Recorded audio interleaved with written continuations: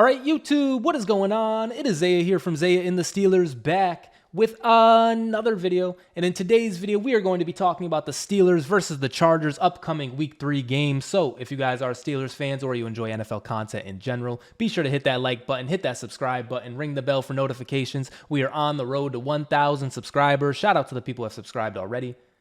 And shout out to the future subscribers, man. Also, let's get a shout out to the members. If you guys would like to support me and this channel more, be sure to hit that join button down in the description below. And it's been a little bit since a video, man. I'm not going to lie. I forget when my last one was. But, a lot has happened in the Steelers world, in the Steelers universe. I don't have it up. But the first thing I want to talk about, and we're going to get a gunshot early, ladies and gentlemen. The first thing I want to talk about is James Pierre is back on the Pittsburgh Steelers, man. Like I said, I don't have any news up of it. I don't have a picture up of it. But big trust, James Pierre is back on the Steelers. And Terrell Edmonds is as well. But I talked about that a little bit ago. But having James Pierre back, I am very excited about that. I know a lot of people don't really like James Pierre. It's kind of like the situations we put him in. We talk about our secondary room. We talk about our cornerback department. That's something we've been lacking in. And so James Pierre has had to go out there and he's had to guard the Jamar Chases. He's had to guard the DeAndre Hopkins. He's had to guard some top guys sometimes. And it doesn't really work out. However, James Pierre on special teams is a dog, man. James Pierre is the best gunner to ever play ever.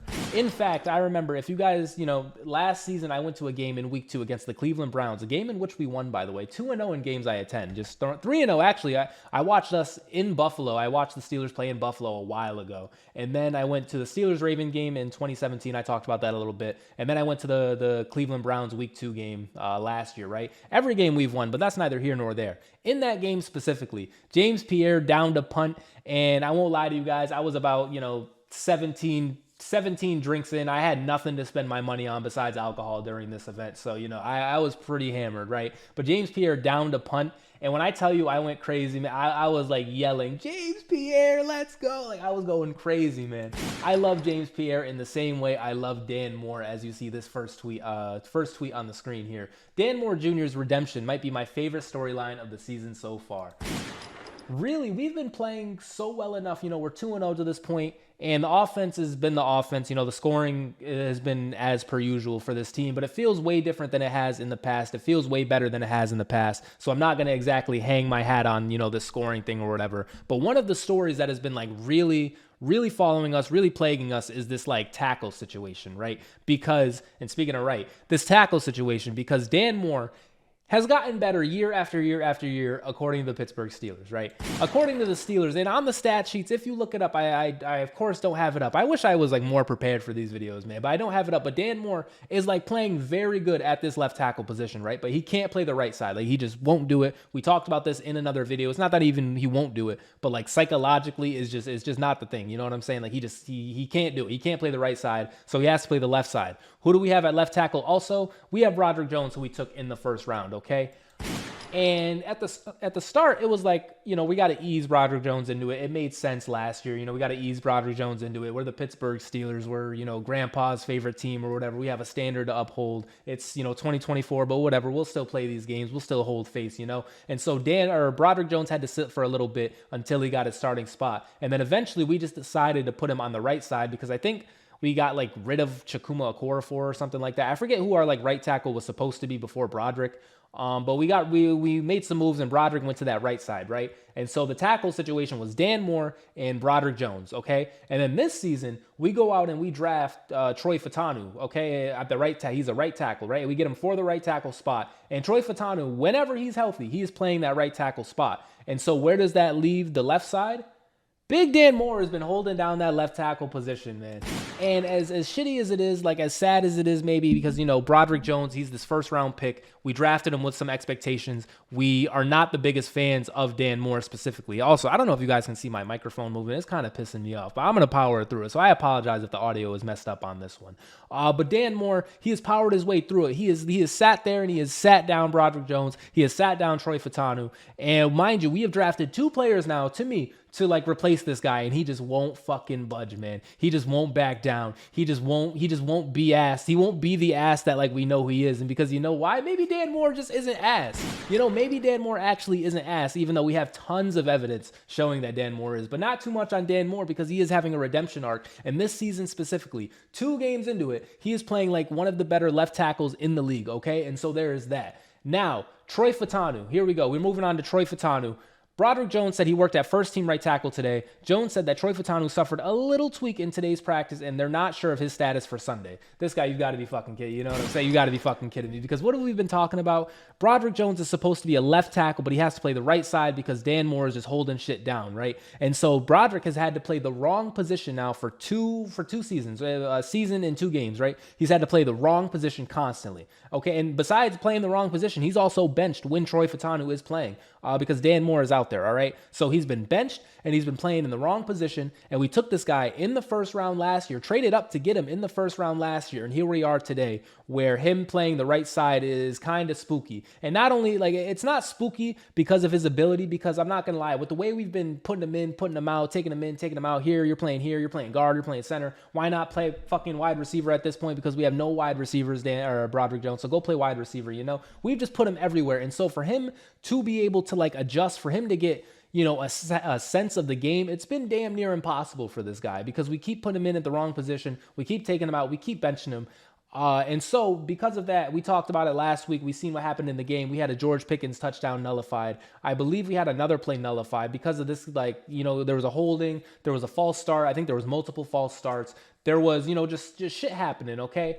And as I've mentioned this so many times, I do not want to, you know, kick the curb. I do not want to start this narrative. I do not want to, you know, start putting it out there into the world about, you know, Broderick Jones potentially being bad, right? We don't want to say that. We don't want to do that. We want to fucking, you know what I'm saying? We want to let this guy have a chance, especially when he's playing his actual position. But with the way Dan Moore has been playing and with the injuries to Troy Fautanu, it's just default that this guy has to continuously play the wrong position. He has to continuously play on the right side. And so what are we going to do? We're not just going to sit here and be mad about it. Like Steelers Network, I think it's not about Broderick Jones playing on the right, or it's not about Broderick Jones playing. It's about him having to play on the right side because I believe, Steelers Nation, I believe we are still all in on Broderick Jones. I don't know. Maybe there's some people out there, the 40 pluses, the 50 pluses, the 60, you know what I'm saying? Maybe you guys out there, you guys are like already out on Broderick Jones. You know, that's your opinion, right?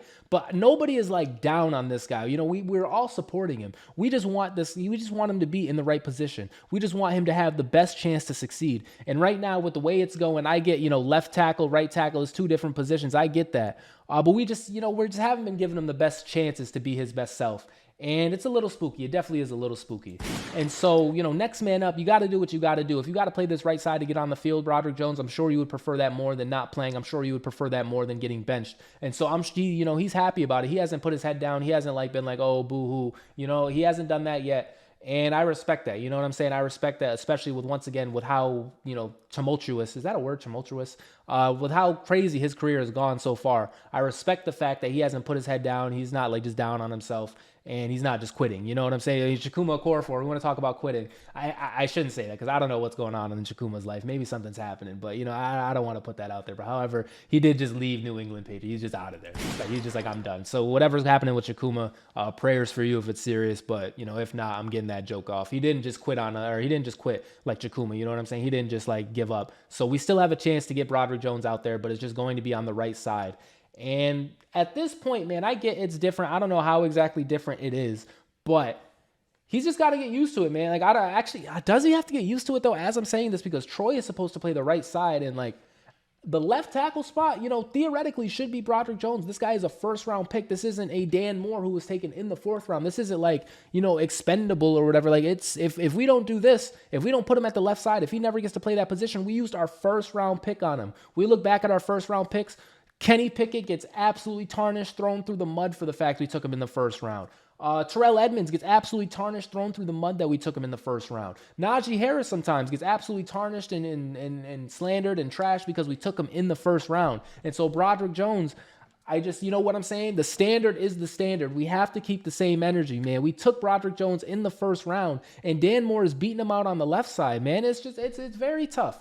It's very tough that this is a reality, but it is what it is. The plays have been out there. You know, the footage is out there of Broderick Jones, and it's just, it's not the best footage. You know what I'm saying? Like, it's not all there. It's not, you know, it's not looking good. But there also is some good footage out there as well. It's not like this guy is just horrible and getting beat left and right. Like, that hasn't been happening.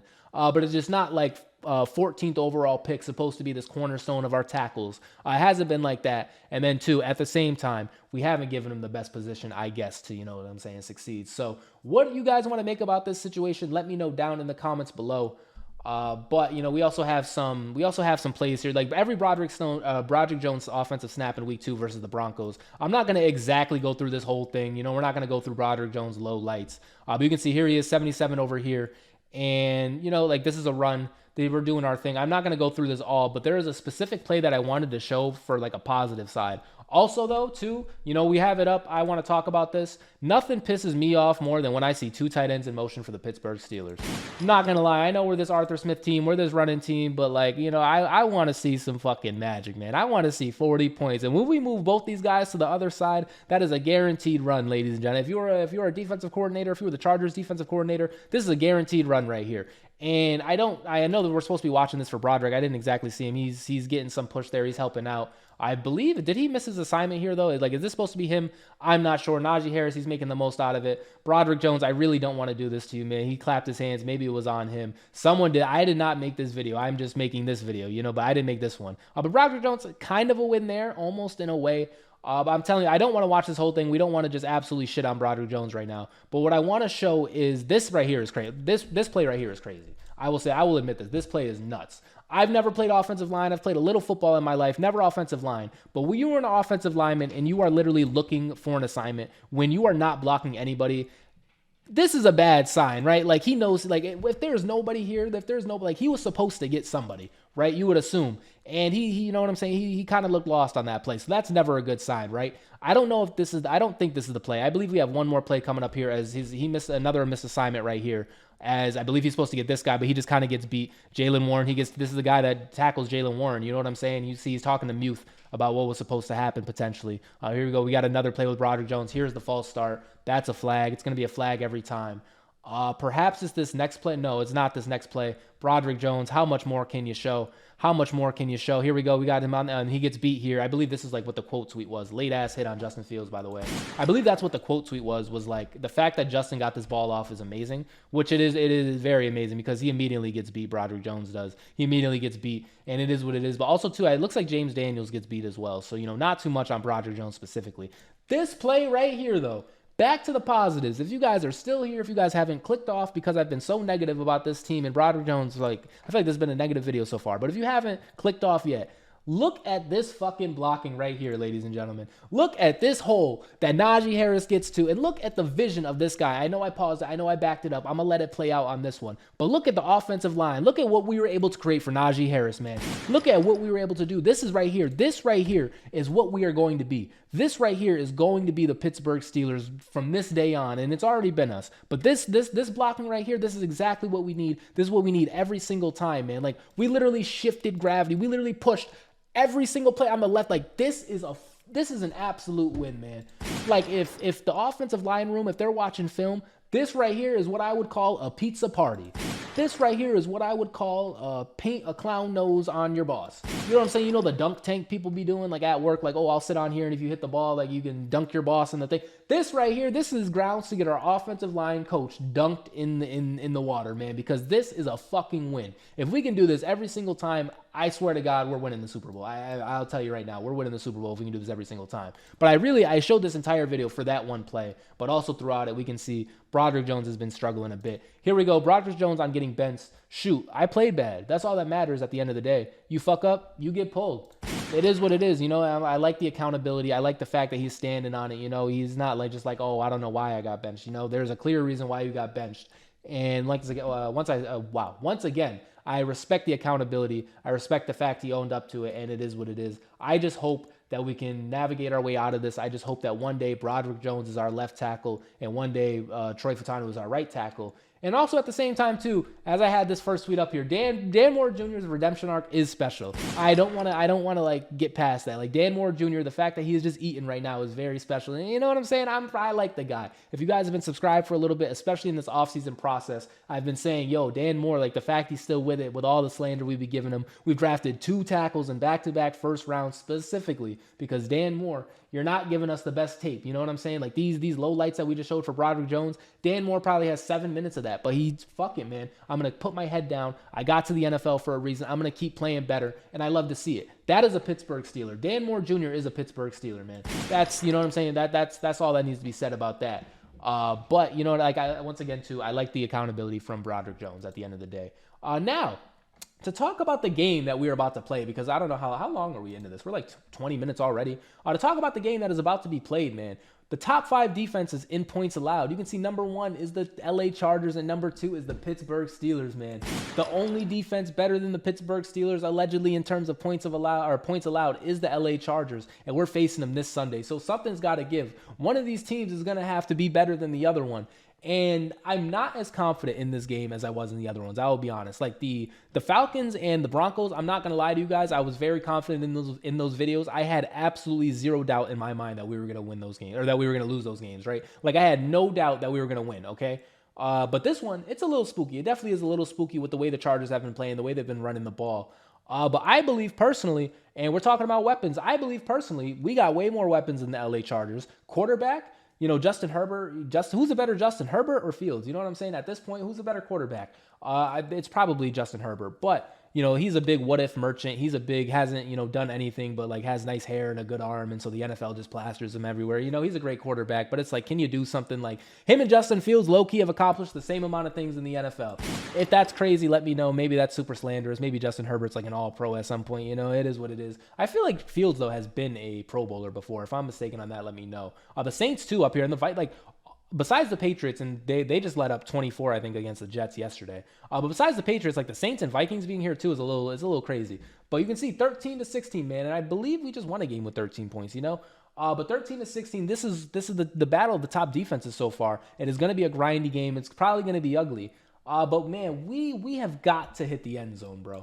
I don't give a fuck if this team is allowed 0 points through week 2. We have got to hit the end zone. And I believe we can. And then our defense, you know what I'm like, the 13 points from the Chargers, I have not seen them play. I have not seen the Chargers play. I do not know how good their defense looks, but I know how good the Steelers defense looks. And this 16 points is fraudulent. This is actually like 9 points low key, you know. This is like 9 points if we actually locked in and tried. This is really like 9 points. So I respect the Steelers defense. I know what we're going to do. I know we're going to be capable. It is just all about this offense. You know, I have zero doubt in my mind that we're going to lock up whatever is on the Chargers. I have zero doubt in my mind that we're going to allow less than 17 points to the Chargers. We're going to allow less than 17 against them. And so we just have to break 17. And for me, that's a win. So we will see what ends up happening. But yeah, this is going to be a defensive battle. It's going to be a grind. And I believe both teams are 2-0. The Chargers, I think, are 2-0. If that's not the case, let me know down in the comments below. But yeah, I think the Chargers are 2-0. And, you know, like I said, something's got to give. One of these defenses is going to reign supreme over the other one. And I'm taking the Pittsburgh Steelers every single time, man. So with that said, I think that is going to do it for this video. I just kind of wanted to get on here and talk about what's been going on. Also, I wanted to make a video before the Chargers game as it is this Sunday. I'm uploading this at it'll probably hit the streets at about 12:45 in the morning. So shout out to the late night audience. I love all of you guys. And if you're seeing this in the morning, I love you too. If you're seeing this a week from now, I love you too when the Steelers are 3-0. And it's like, wow, man, he said this last week. He was cooking. I've been cooking. Let me tell you guys, like, hey, we got to see how this season plays out. But if you go watch some of my past videos, not only about the Steelers, but about a lot of other teams, I've been cooking for a while now. And mind you, I've made no money on DraftKings. You know, it is what I made no money on FanDuel. And I keep trying these crazy parlays. I got to relax. But you never know when you're going to hit one, man. You never know. So maybe I won't relax. We'll see. Anyways, though, like I said, that is going to do it. If you like videos about the Steelers, be sure to hit that subscribe button, hit that like button. I make videos about them all the time. We're very, very close to 1,000 subscribers, guys. I keep saying it. We're at 935 right now, I believe. Hopefully, we can hit this goal soon. I'm going to keep pushing. I'm going to keep posting videos. And shout out to Dan Moore, shout out to Broderick, shout out to Troy, shout out to our whole team, shout out to Justin Fields, and shout out to you out there for making it through this whole video. Anyways, this has been Zaya from Zaya and the Steelers, and I will see you in the next one.